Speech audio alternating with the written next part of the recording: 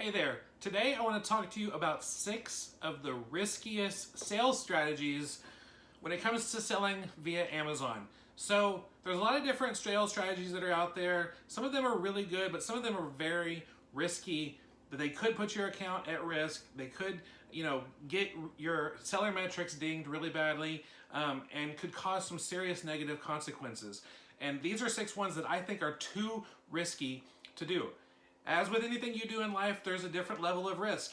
These ones are just the risks of doing these 6 things are off the charts, and it's something that I do not want to even touch. So I want to warn you, so in case you think, oh, that sounds really good, that you at least know the truth or the consequences that might come from using these 6 strategies. So let's jump right into it.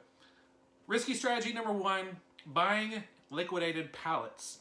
Now, there's different stores, different companies that put together liquidation pallets. These are items that stores are just trying to get rid of. They put it all in one big box, this huge big pallet that you have a forklift to move it. And there's a huge opportunity to have a lot of different types of inventory in these pallets. Sometimes they're clothing pallets or shoe pallets. Sometimes they're toy pallets. Sometimes there's a lot of different types of pallets that can be purchased, but it's really risky for a few different reasons. Number 1, you don't know exactly what you're getting, and that's a problem. You're gonna have to sort through that. You'll find some stuff that might still be in new condition, some stuff might be used. Some of these liquidation pallets are coming from stores that they are getting rid of all of their returns. And even though that item looks like it might be new, it's actually been returned by a customer, opened, used, but put back in the box, and it looks new. But you might find a really great electric razor that is, looks like it's in new condition, but you know what? You sell it on Amazon. You bought it at liquidation. You sell it on Amazon. The customer gets it, opens up the box, shakes it a little bit, and realizes there's whiskers coming out of this electric shaver. No, that would be horrible. It's because it's not new. So a lot of stuff in liquidation pallets are used and damaged items that you do not want to sell on Amazon. Another reason that it's risky, most of the liquidation pallets, you do not get an itemized list of what is in the pallet. And so if Amazon ever comes to you and says, hey, we're looking into the authenticity of this item, do you have proof of where you purchased it from? You wouldn't have an itemized list of the items that you purchased with where you purchased it from. If you purchased it, directly from the manufacturer who's trying to liquidate it, or if you purchased it from a store that was trying to liquidate some of their inventory, or even there are businesses out there who buy and resell liquidation pallets because they know people who are selling on Amazon or other platforms might be interested. It's a risky situation. I don't want you to, even get into that. The second risky sales strategy that a lot of people do, drop shipping. Now, drop shipping, it's really easy. The setup is awesome. You sell stuff on Amazon via merchant fulfilled, but you don't actually have the inventory in stock. So that's great. You don't have any inventory in stock.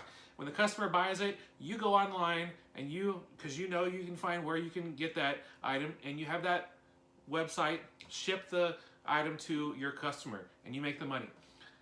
Just looking at it like that, it sounds awesome, but there's a lot of different pitfalls that could really ruin your Amazon business, ruin your seller metrics, and can get you suspended if there's too many of the negative experiences that you go through with doing drop shipping. How many of you ever have ordered something online and you received the wrong item? I have. How many of you have ever ordered something online and you received a damaged item? I have too. How many times have you ever wanted to buy something online and you went back a few days later and it was sold out?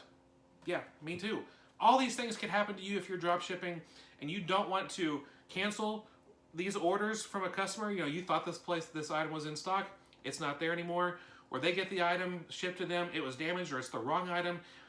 Since you are not in control of what's going on, since you are not watching over the quality to be sure that the right items or in the right conditions are being sent to your customer, that's just too much risk for me. I want to see the items that I am that I'm sourcing. I want to know what I'm sending to Amazon. If I outsource my prep, I want a prep center who knows exactly to make sure that the item matches the Amazon sales page before they ship it out. And so I want me, or at least someone who I've hired, to double check to make sure everything is fine. And drop shipping, you can't do that. So that's very risky. Risk number 3 that I really don't recommend, even though there are people who do this, is selling stuff via Amazon FBA with Stickerless Commingled. And if you never heard what that means, I'll give you a rundown real quick. Usually when you sell something via Amazon FBA, you've got an item and you put your own sticker over the barcode. So you have your own sticker over the barcode. That sticker and that barcode contains a number and letter combination that is specific to your account. So you know that this item is being sold from your account. And you cover up this barcode because you don't want them to use this barcode in the Amazon FBA warehouse. You want them to use your barcode so you know that this is your item that you're sending to your customer. Stickerless Commingled means that, so if a customer is, say they're in Texas and they want to buy my book, but my book is Stickerless Commingled and it's in California, but somebody else's book from someone else's account is in Texas, and so Amazon's going to ship it there because it's a lot more affordable shipping for them, and it gets to the customer a lot faster. And so, Amazon's all about customer accession. They want the customer to be very happy, so they're getting it quicker than normal, and it's cheaper for Amazon. So it's a win for them. But me as a seller, what happens if that customer, who has the item that is stored in Texas, what if they graded the condition wrong?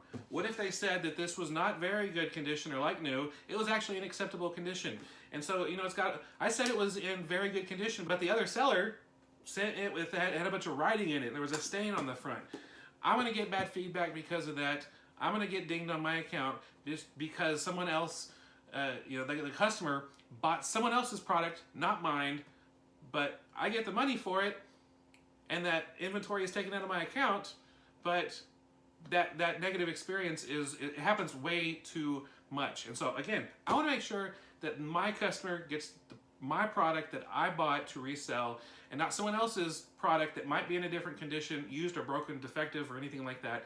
So do not do Stickerless Commingled if you want to make sure that your account remains safe and your metrics remain good. The next risky strategy that I do not recommend, it kind of goes hand in hand with what we just talked about. Not grading your items correctly, not giving the item the condition that it deserves.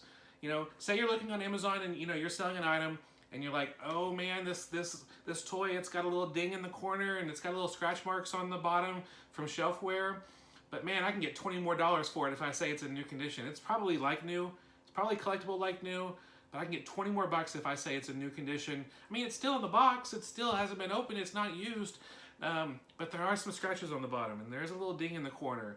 And so I'm just gonna say it's new. That is a huge mistake because there are customers who will give you negative feedback and will tell Amazon that you are trying to sell something as new condition that's not a new condition. Sometimes there might be a collector who's wanting to buy that item and they want the box to be, in really good condition. Or maybe someone bought it as a gift. They don't want to buy a gift that has a ding on it and scuffed up on the bottom. And so your seller metrics can be really messed up if you try to upgrade your condition. So if there is any doubt when it comes to condition of any item on Amazon, always round down. It might cost you a little bit, but you would still at least be able to keep your Amazon seller account and you would have better seller metrics. The better the seller metrics you have, the more time you have in the buy box, which is where over 80% of the purchases on Amazon come from. If you want a quick little video about how the buy box work, go to fulltimefba.com/the buy box. All right, the fifth thing that I recommend not doing when it comes to your Amazon business is manipulating feedback or reviews. Say you're selling something on Amazon and you want to get some product reviews. I do not recommend telling your friends and family to buy that item and give that item a review. Amazon has ways of connecting you to family members, friends, even across the United States, to be able to know that you're trying to manipulate the product reviews. Or maybe you have a bad seller feedback and you open up a case to remove a bad seller feedback, and so you tell Amazon, and try to come up with a lie to have Amazon remove that negative feedback on your account. But if you're lying to Amazon and they catch you, they will mark your account as trying to deceive an Amazon seller representative.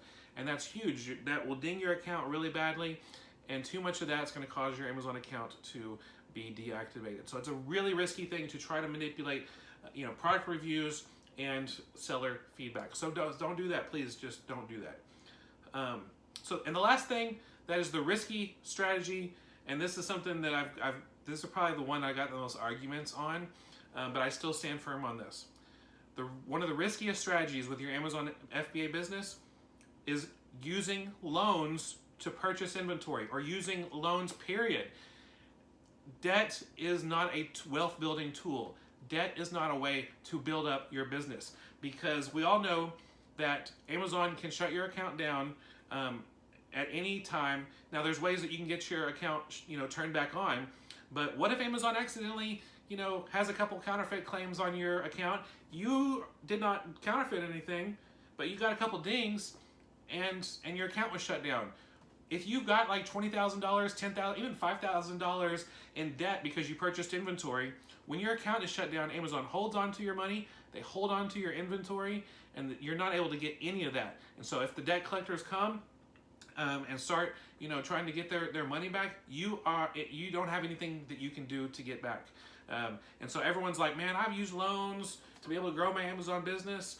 Guess what? Loans work until they don't. And when they don't, it is a huge negative experience in your life, in your credit report, in relationships. I mean, the stress that you have to deal with dealing with, the debt that you're not able to repay. I think that one of the best things an Amazon seller can do is grow slowly.